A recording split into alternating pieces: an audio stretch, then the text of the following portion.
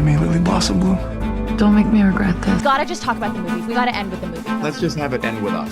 Oh, I saw what you did. Hello, Blake Lively here. Coleen Hoover, and It Ends With Us is in theaters now, so grab your friends, wear your florals, and head out to see it.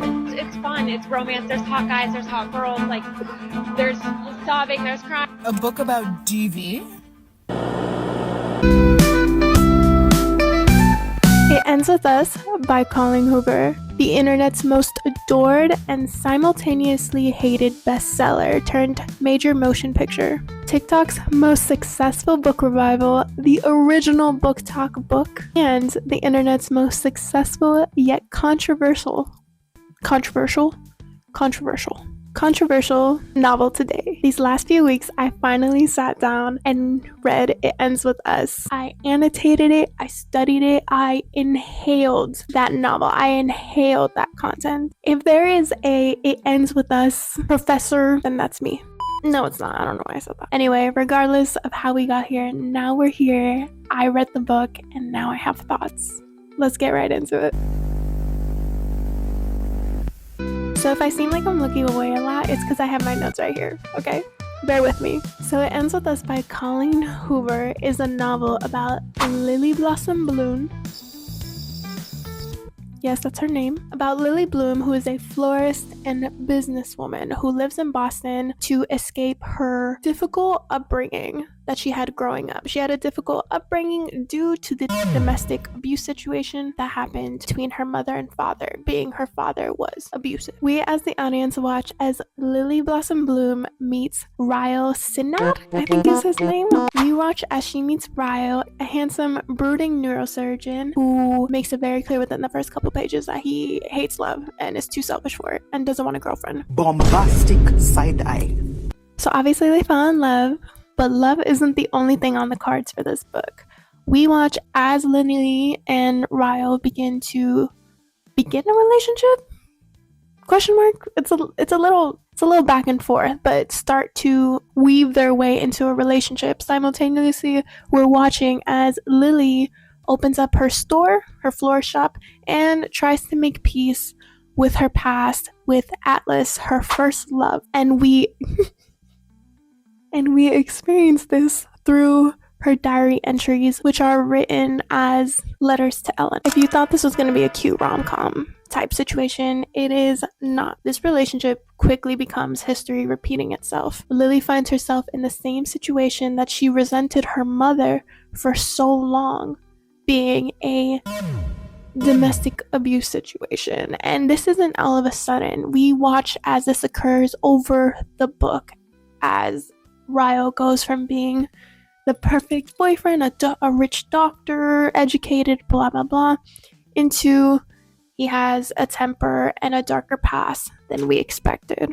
The audience goes along with Lily in her journey of not just navigating this new situation of history repeating itself and these patterns continuing generationally, but as she begins to try to make decisions to get herself out of that situation, or just make decisions, period, because not all her decisions are getting out of that.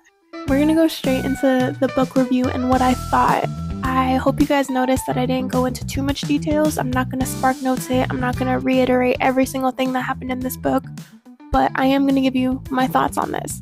I have 5 points for this section, so bear with me. So we're gonna start off with the things that I liked about this novel. The first thing I would say I enjoyed about this novel is Lily's realness. We watch and we experience as Lily falls into this relationship. And I think anyone who's been in any type of like toxic relationship or abusive relationship, or even something as simple as, hey, I'm gonna change him, hey, I'm gonna forgive him a couple too many times, oh, his dark past, oh, his this, that, and the third.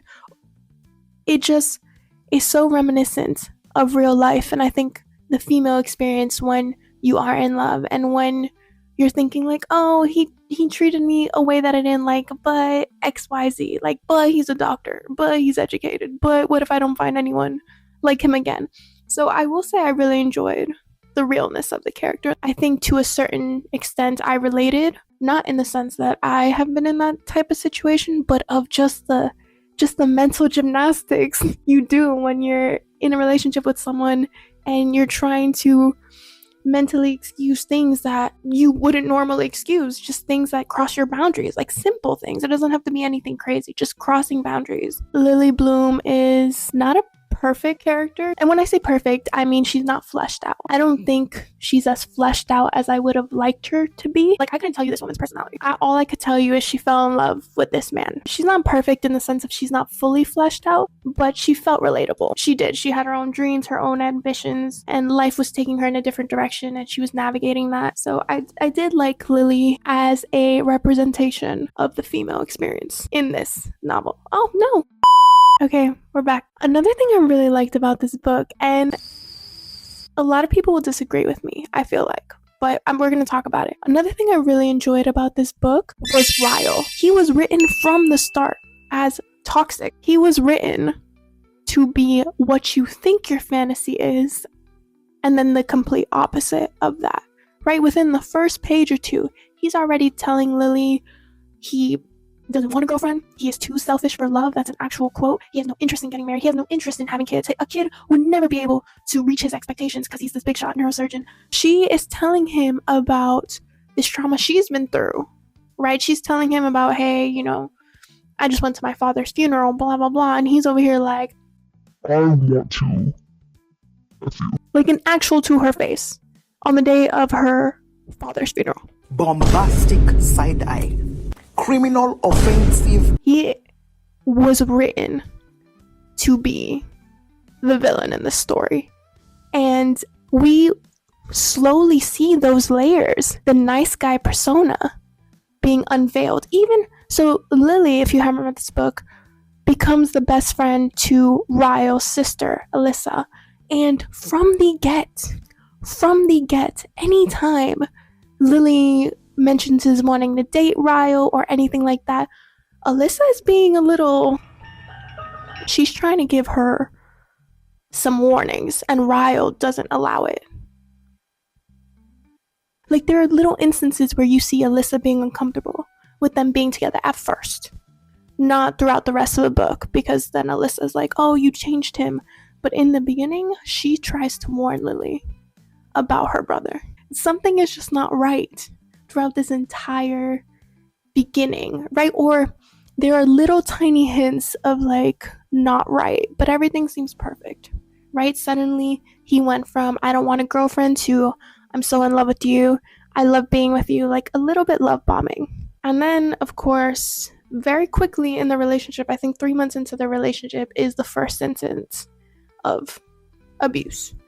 And then you watch as he pulls it back and he gaslights. And then we're back again, and then he pulls it back and he gaslights. And look, Ryle was the villain here, and that was never a question, but I do like the way he as a character was written to portray that. He was written to be that villain. I have things that I don't like about it, so just take that with a grain of salt, because in the next section, when I talk about things that I don't really like, we're gonna go back to this about how I did enjoy the fact that Ryle was written to be the villain. But we're gonna talk about the flip side of what I don't like about the writing of Ryle. The next thing I really liked was that it was an impactful demonstration of something so, I don't want to call it taboo per se, but books about domestic violence is not usually a New York Times bestseller. She wrote about something impactful, something that means something. She had a message in this book about breaking generational trauma. There's another caveat in there about what I didn't like about this, to kind of like give a little idea. I think she missed the mark sometimes. I get what she was trying to do in this novel of like, it ends with us, we're breaking the patterns. She found herself in a relationship that mirrors the relationship of her parents that she always swore she would never be in, and now next thing you know, here she is in this relationship, and now she has to get herself out of it. She has to make the decision to do so. So I see where the author was going with this.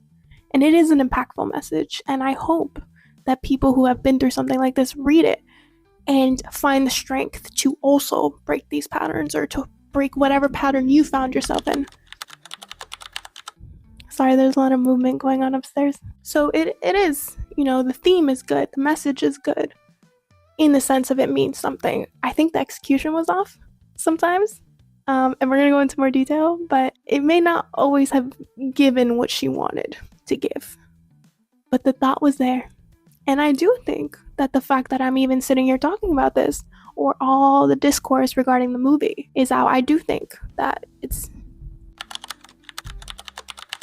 is good in the sense of just getting that message across and getting people talking about it and getting this in mainstream media. Another thing I really liked about this, even though it doesn't show the relationship between Lily and her mother as much as I'd like to, it didn't go too deep into it, and we're going to talk about that in a second. I really liked the subplot, or I guess the little thread of a storyline in there, of her finally understanding her mother. Right, she had held on to so much resentment over her childhood to not just her father, who was the abuser, but to her mother, because her mother never left. She never acted the way she thought a woman in this situation should act, and now here she is, as an adult, in the same situation. So there was that thread of like forgiveness and understanding and empathy that she experienced towards her mother, and I think that was really, really nice to read as well. And also, one thing I enjoyed about the book, and this is a double-edged sword because part of me enjoyed it and part of me thought like, oh, it could have been more impactful if it was, more of this. But one thing I think is good for the book is that it is written in a very accessible way, right? I was an English major at one point, so I know about long, sweeping prose and all this foreshadowing and symbolism and all these things, and this is not that book. You don't need the brain power. You don't need an English degree. You don't need to be an avid reader to understand this book. She wrote it in a very accessible way. It's a format in which anyone can read it and understand. You don't need an English degree, which in one case I think is good, right? It made it not only a quick read for someone like me who reads a lot, but it also made it accessible to other people who don't usually read, right? And I think that's part of the reason why this book got so much traction, or this author gets so much traction, because you're not over here doing mental gymnastics trying to understand this book. This is not Shakespeare. You don't need to go to college to learn how to annotate and understand this book. It's not hard to understand what's going on here. So part of me did like that.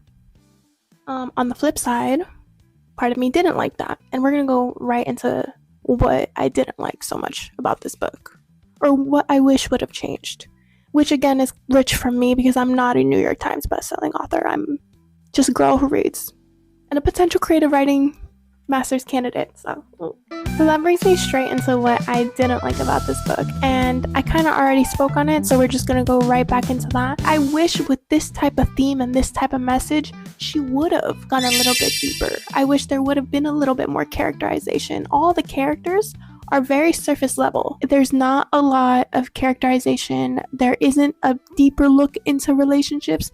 Realistically, she doesn't go into the relationships that much. I mean, her and Ryle even dated for a couple months and then got married within, I think, the year. And then her and Atlas, which is the secondary plot point, or the secondary romance, Atlas being her first love, who his character is meant to be the complete opposite of Ryle, right? If Ryle is the abuser, Atlas is the good man. They have known each other since high school, right? By the end of the book, their end game, so they end up together, but there isn't really any romance going on between them either. Like and I'm fine with the lack of romance between Atlas and Lily, because this book is truly just about Lily, and I'm going to talk about that more. But there isn't a lot of characterization. There isn't any, we don't look and see any type of catharsis in between Mom and Lily. Like, they don't talk about it. They don't discuss it too deeply. Like, this book doesn't go any deeper than surface level. I hope that makes sense. I'm just gonna keep pushing forward, but I hope that made sense. That brings us into the second thing I didn't like, and that's Atlas and Lily. I understand Atlas's role in the story. I get it. He's the one that got away, the nice guy, Mr. Captain America. He's the one you should be with, the nice guy, as opposed to the abuser, right? They're opposites of each other. A good dichotomy, as you will. Their romance is basically those letters to Ellen I was talking about. Like, you see their relationship in a high school unfold through reading the letters to Ellen, and then when they're adults, they meet again briefly a couple of times. And then that's their romance. Like they didn't go deeper into it. It wasn't even a love triangle. Like I don't want anyone to watch this video and think that this is a love triangle, because it's not. It really, really isn't. It's like a surface level love triangle. And I understand it's because Lily is the main, Lily's story is the driving force. We're watching Lily take herself out of it, find herself in this domestic abuse situation, and then take herself out of it. And they even mention that, she's not ready to be in a relationship with Atlas. She's not ready for any of that stuff. Great. Perfect. We just don't go deeper into it. It literally is just like, oh, Atlas is here, we're in love. Meanwhile, we haven't seen each other since we were 17 years old. But we're in love. I'm out of this domestic abuse situation. We've only seen each other a couple times during, where Atlas has been like, hey, don't do this. Like, you remember your mother, stop. And then suddenly they're like, endgame. The Alice-Lily romance didn't hit the way it should have, other than the fact that Alice is a good man, and we understand Alice is a good man, and the romance of their childhood, because that's the majority of the romance we get, their childhood romance. As an adult, we don't get a lot. I think there was a missed opportunity there. All right, the next thing I'm going to talk about is the lack of consequences for the abuser, Ryle. We read some pretty graphic scenes where Ryle was abusing Lily. And by the end, it was fine. There were no consequences. Her best friend, which is his sister, had nothing to say other than don't go back to him. His best friend, who is her friend, nothing to say about it. Their parents, nothing to say about it. The police, nothing going on. She didn't let anyone know. Her mom obviously was like, oh, you need to leave, but that was it. They were co-parents at the end. Suddenly they're best of friends. They're co-parents. They get along fantastically. Bombastic side eye. I don't know if the author was present when I was reading what I was reading, but jail. That man needs to go to jail. Okay, that's the only solution. But now they're like co-parenting. They had a baby by the end of it. She leaves him after she has a baby. I try to make this with no spoilers, but I just can't. I'm so sorry. I'll put in a spoiler warning. Yeah, I mean, she just lets him around her kid. Like, this man has pushed her downstairs and done all these things, and she just not downstairs. I guess just pushed her. Or I think he did push her downstairs. Whatever. He was very, very abusive. Multiple instances occurred of abuse, and she just lets him around her child, her newborn child. Please. I didn't like that. I didn't like that. The final thing that I didn't like at all was that there was no trigger warning. This is marketed as a romance novel between like physical assault, sexual assault, domestic violence. I am not the type of person who per se needs a trigger warning, but the fact that there was just no mention of these like super dark things that were gonna happen is crazy. It shocked me every time. And all I could think was like, wow, what if I did have some sort of trauma and I just read this? And that's a huge problem, not just with this novel, but with the movie too, from what I've been hearing from the TikTok girlies, from, the journalists on TikTok reporting to us what's going on. Like, no trigger warning, nothing. And so that kind of leads into my third part of this, which is the marketing mistakes in this. And let me preface this with saying, I think part of the reason why this book is so controversial, can't even pronounce that word, controversial, is because of these marketing mistakes. Okay? I spoke about the trigger warning thing, right? This book is marketed as a romance themes. It's not on Wikipedia as a drama. It is a romance. It is a contemporary romance.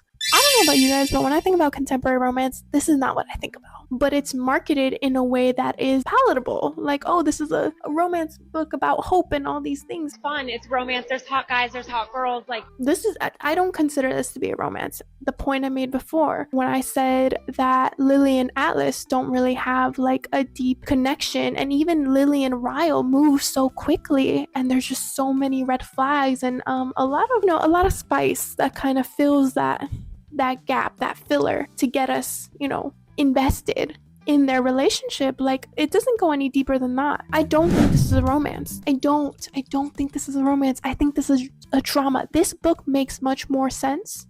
Like, the actual book itself, the contents in this book makes much more sense if you view this as less of a romance, a contemporary romance, and more as a drama. Promises and payoff in writing is important. And I think part of the controversy of this is that people go into it thinking it's a romance because she's marketed and the book has marketed as a romance, and there's nothing romantic about this. There just isn't. There's nothing romantic about Ryle and Lily. We watched the downfall of a toxic situation, which is the point. Atlas and Lily are very, very surface level. We don't go too deep into it. I just don't consider it to be a romance. I consider it to be a drama. And maybe it would have been better received by people if they weren't going into this book thinking of it as a romance. Because if you go into this thinking of it as a romance, then either you're going to be disappointed or you're going to be idolizing the wrong romances. By marketing this as a romance, you are showing either young women or women in general, like, this type of behavior is fantastic. I don't know. This shouldn't be marketed as a contemporary romance. And part of that marketing mistakes is what you see in the movie. Like, why this movie is also having so much controversy right now is because the marketing mistakes. There's a disconnect between the actual content of this book, movie, whatever, and what people go in expecting. And I think audiences in general, when it comes to books or movies, when you make certain promises and they don't get those payoffs, you don't deliver on those promises, then there's a disconnect there. So I don't know, that's just my 2 cents. So yeah, that's marketing mistakes. I feel like I had another point to make, but I don't know, I kind of lost where I was at. I have a script and everything, but at this point I'm ranting. At the end of the day, I will give this a 3.5 out of 5. It was engaging. It had an impactful message, maybe not handled the way I would have wanted it to be, maybe not executed all the way, but engaging enough. And overall, I think the best thing about this book, and the thing I think everyone should come out of reading this book with, is empathy. Empathy towards women in this situation, empathy towards the Lily Blooms of this world. That's the takeaway that you should have with this book. That's what you should be reading this for. I'm going to add some links to the bottom. Phone numbers if you find yourself in an abusive situation, and resources. I'm sorry if this was a little all over the place. Even recording it, I feel like it's all over the place, but I'm gonna see if I can put this together into something that's cohesive. If you liked what I had to say, or if you liked this video, go ahead and like and subscribe. If you don't want to, I can't control you, but like I said before, if you leave this video or get out of reading this book with a little bit more empathy, that's all that matters to me. Until next time, bye!